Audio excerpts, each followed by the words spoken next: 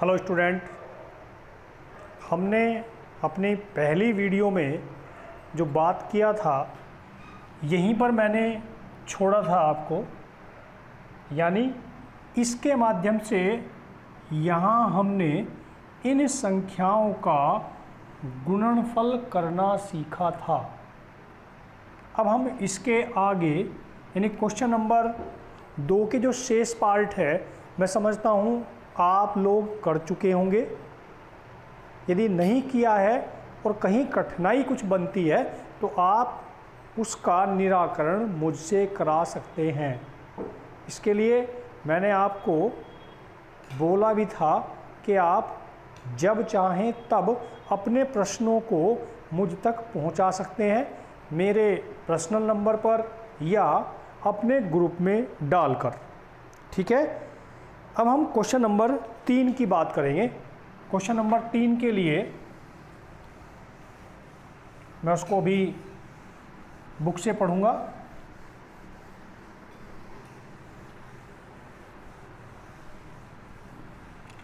Question number 3 में बोला गया है, आपको याद होगा कि पाई को एक वृत्त की परिधि मान लीजिए जिसे उसने C से रिप्रेजेंट किया है और उसके व्यास मान लीजिए D के अनुपात से परिभाषित किया जाता है, अर्थात पाई बराबर C/D।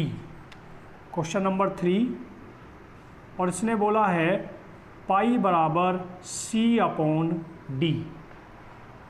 फिर क्या बोलता है, इस तथ्य का अंतर्विरोध करते हुए प्रतीत होता है कि पाई एक अपरिमेय संख्या है। कल हमने बात किया था, हमारे पास में 2 पाई करके आया था, तो 2 पाई को हमने परिमेय और अपरिमेय के रूप में उसने पूछा था हमसे, तो हमने बताया कि जो पाई होता है यह एक अपरिमेय संख्या होती है। अब यहाँ क्या है, इसी के बारे में इसने हमसे प्रश्न किया है कि जो C है ये वृत्त की परिधि है और जो D है ये वृत्त का व्यास है। ठीक है, तो ये बोला है कि पाई एक अपरिमेय संख्या है और C और D ये एक परिमेय संख्या हो सकती है या क्या है, उसके बारे में इसने पूछा था कि आप क्या अंतर विरोध करेंगे। मैं प्रश्न को दोबारा पढ़ रहा हूँ। आपको याद होगा कि पाई को एक वृत्त की परिधि मान लीजिए C और उसके व्यास मान लीजिए D के अनुपात में परिभाषित किया जाता है, अर्थात पाई बराबर C/D जैसा यहाँ पर है। इस तथ्य का अंतर्विरोध करता हुआ प्रतीत होता है कि पाई अपरिमेय है। इस अंतर्विरोध का निराकरण आप किस प्रकार करेंगे?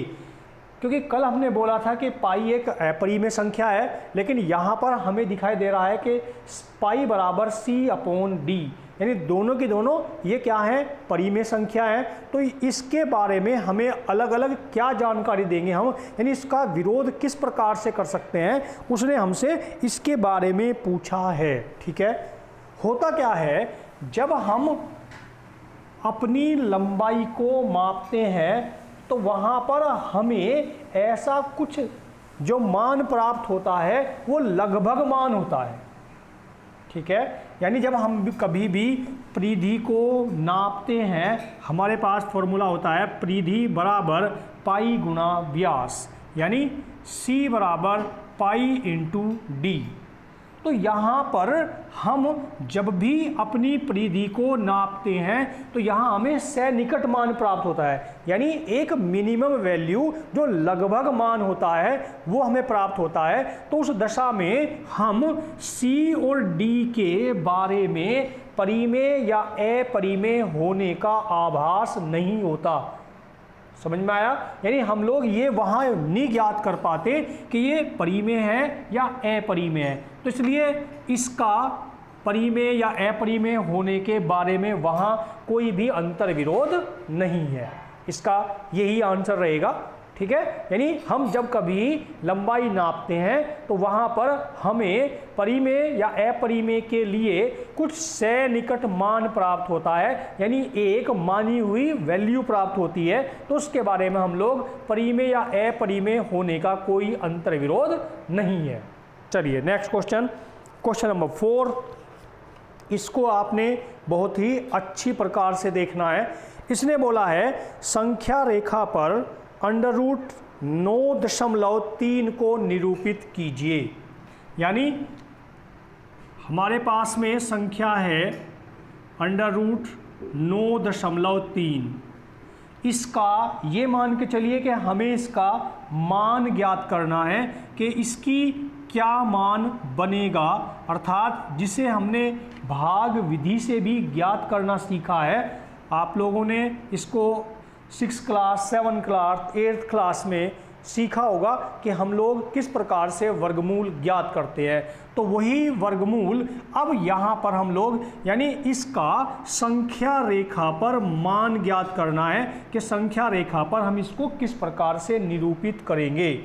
कल मैंने आपको दशमलव की कुछ संख्याएं बताई थी कि उसको हम लोग किस प्रकार से संख्या रेखा पर शो कर रहे हैं। अब वही बात संख्या रेखा पर हमें √9.3 को शो करना है। तो कैसे करेंगे?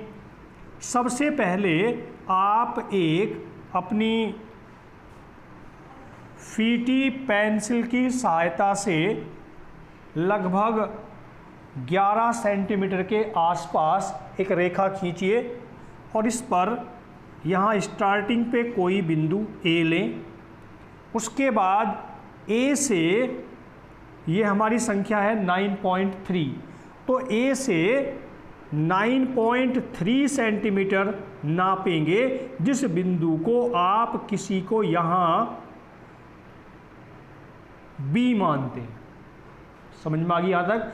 यानी ए से लेकर के जो बी तक की दूरी है उसको हमने ए बी बराबर 9.3 सेंटीमीटर, ये हमने इसमें से एक पोर्शन बनाया।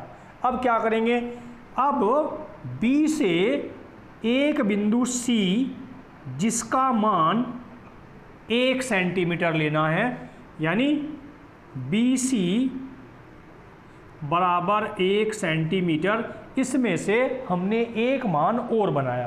क्लियर होगी बात? अब ए से लेकर के सी तक जो मान प्राप्त हुआ वो कितना हुआ? ए सी बराबर A B plus B C, यानी 9.3 प्लस 1 10.3, यानी 10.3 सेंटीमीटर कुल लंबाई हो जाती है ए सी की। समझ में आ गया? अब करना क्या है? हम अपने प्रकार में ए सी तक जो दूरी है उसके आधे से अधिक दूरी को भरेंगे और ए को केंद्र मान करके एक चाप ऊपर और एक नीचे लेंगे। उसी दूरी को बनाए रखना है। फिर आपने सी को केंद्र मानना है और इसको जो पहले चाप लगाए उसको कट करेंगे और फिर यहाँ से इन दोनों चापों को मिलाता हुआ रेखा खींचेंगे, जो हमें इस AC का मध्य बिंदु प्राप्त होगा, जिसे हम लोग P कहते हैं। यहाँ तक सबको समझ में आ रहा है? P, जो P बिंदु है ये A और C का मिड पॉइंट है। अब करेंगे क्या? P को केंद्र मानना है और यहाँ से A तक या यहाँ से C तक दूरी को अपने प्रकार में आप लगाएंगे और यहाँ पर एक अर्धवृत्त बनाना आपने। ठीक है, एक अर्धवृत्त की रचना करनी है आपने यहाँ पर। अब करेंगे क्या? फिर इस ये अर्धवृत्त बन जाएगा। अब इस बिंदु B पर एक लंब रेखा खींचेंगे, यानी केंद्र मानना है B को और उसमें प्रकार में एक छोटी दूरी भरेंगे। ऐसे चाप लगाएंगे, यहाँ पे इसको केंद्र मानिए, एक चाप, इसको केंद्र मानिए, ये दूसरा चाप, और इसको आप आगे की ओर बढ़ा दीजिए। ये जहाँ कहीं इस वृत्त के भाग को काटता है इसका नाम, यहाँ पर ये P ये B, इसको आप Q मान लीजिए, ठीक है। और इसको इसके साथ मिलाइए तो ये जो मान आएगा PQ, ये मान होगा √9.3। समझ में आया? ये हमने अभी किससे किया है? ज्यामितीय विधि से। इसका मान हम गणितीय विधि से भी ज्ञात करेंगे, अर्थात ये जो हमने यहाँ वैल्यू निकाला है ये देखेंगे कि ये सही है या हम गलत कर रहे थे।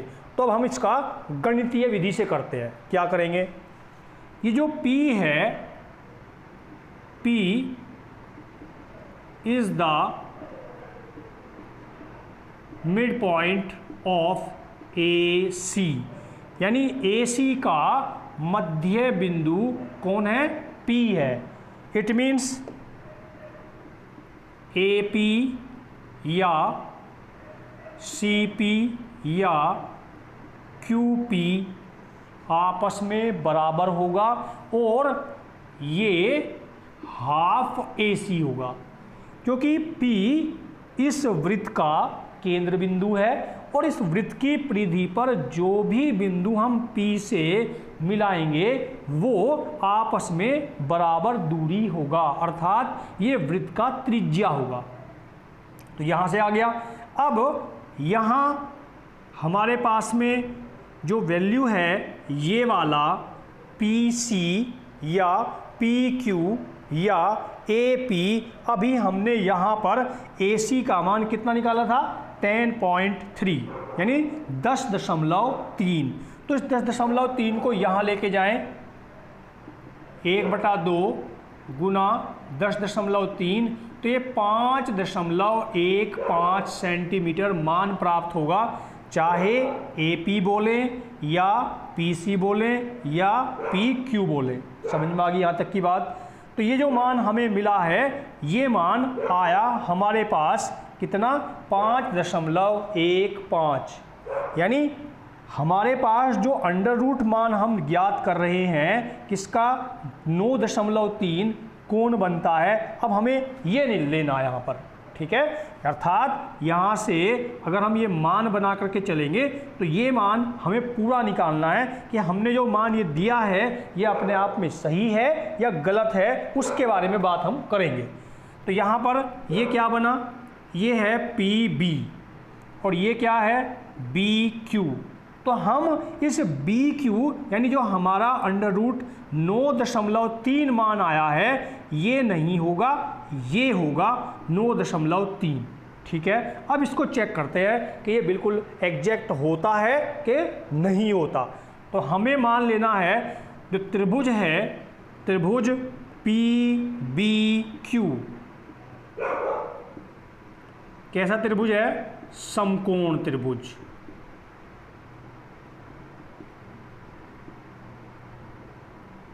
समकोण त्रिभुज किसे कहते हैं?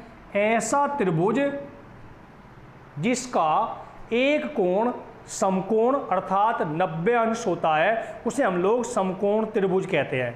समकोण त्रिभुज में हम जो प्रमेय का उपयोग करते हैं उस प्रमेय का नाम होता है पाइथागोरस प्रमेय। पाइथागोरस प्रमेय का अर्थ है किसी समकोण त्रिभुज में कर्ण का वर्ग उसकी शेष दो भुजाओं के वर्गों के योग के बराबर होता है। तो पाइथागोरस प्रमेय से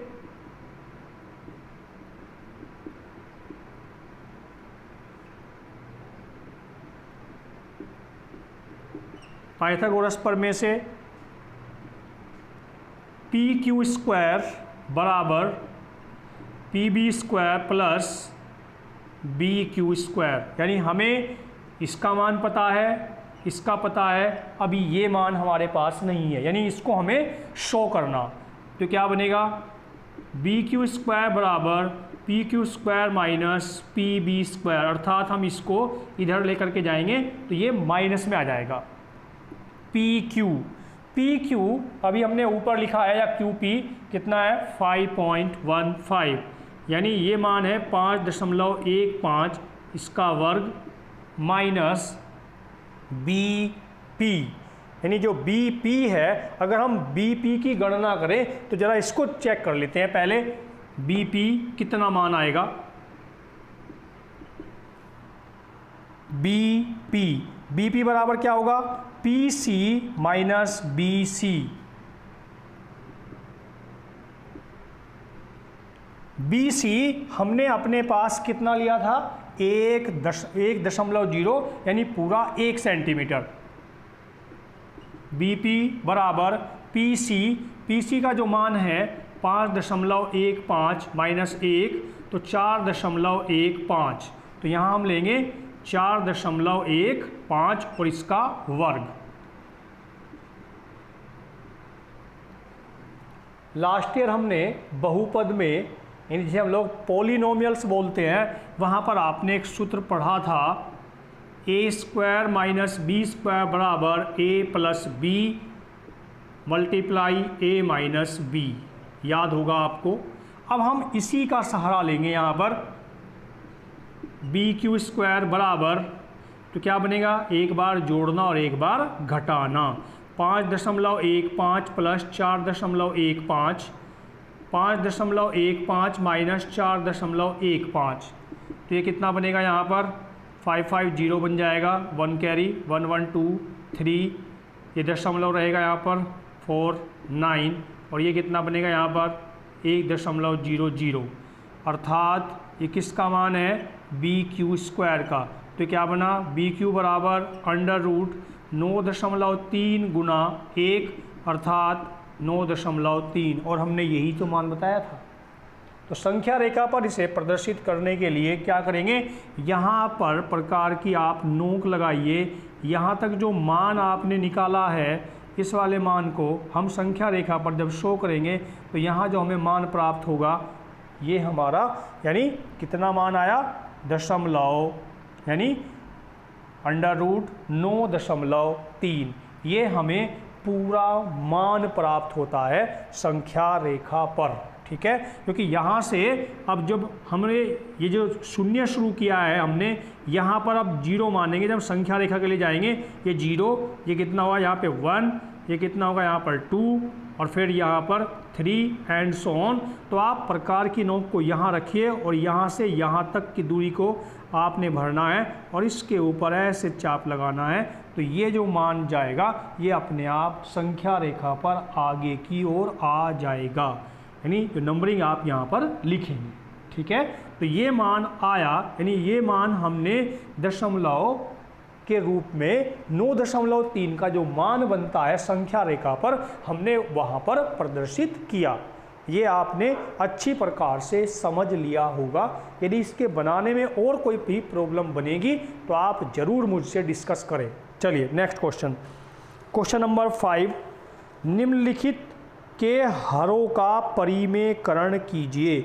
अर्थात जो भिन्न संख्या होती है, भिन्न संख्या को हमें जो नीचे वाला भाग है, यानी जब भी भिन्न बनता है तो भिन्न में क्या होता है, एक होता है अंश और एक होता है हर। तो इसने बोला है कि हर में जो अपरिमेय संख्याएं हैं आप उसका परिमेयकरण कीजिए, यानी हमें उसका परिमेयकरण करना है। यानी नीचे अगर संख्या में अंडर रूट दिया है तो यानी वो करनी चिन्ह वहाँ से हमें हटाना है। हर का परिमेयकरण करो। इसका जो प्रथम भाग है फर्स्ट पार्ट में,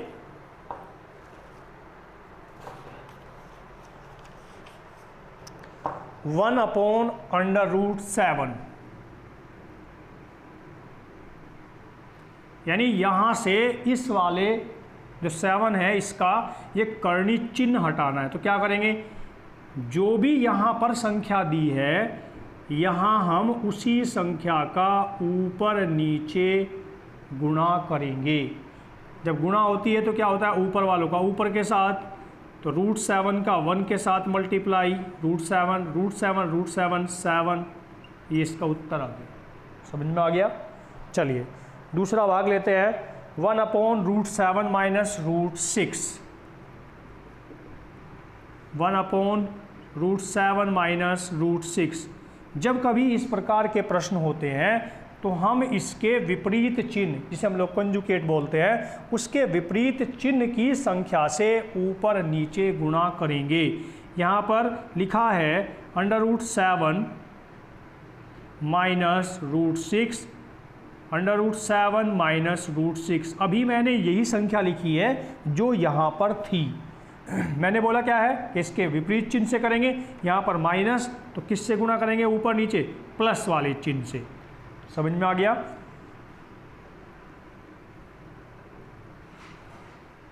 ऊपर वालों का ऊपर के साथ, यानी 1 है यहाँ पर, तो ये क्या बनेगा? √7 प्लस √6 अपॉन, ये क्या बना? √7 माइनस √6, √7 प्लस √6।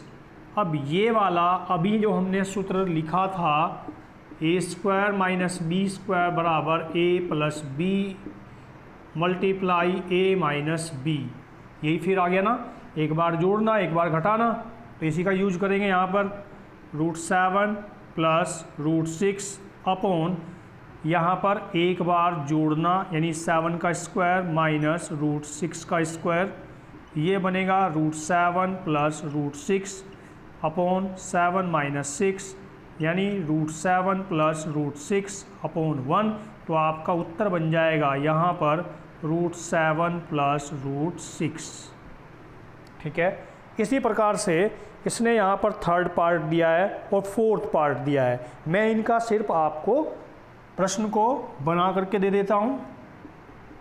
थर्ड, वैसे तो आप समझ गए होंगे, सभी प्रश्न अपने आप कर सकते हैं आप। थर्ड वाले में इसने हमसे दिया है 1/√5 प्लस √2, और फोर्थ वाले में दिया है इसने 1/√7 प्लस 2,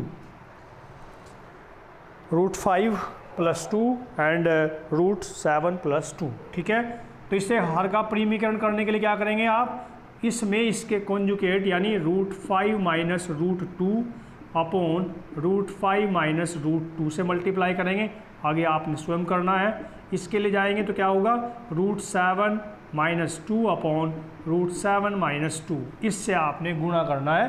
तो आप इसको आगे हल कर सकते हैं।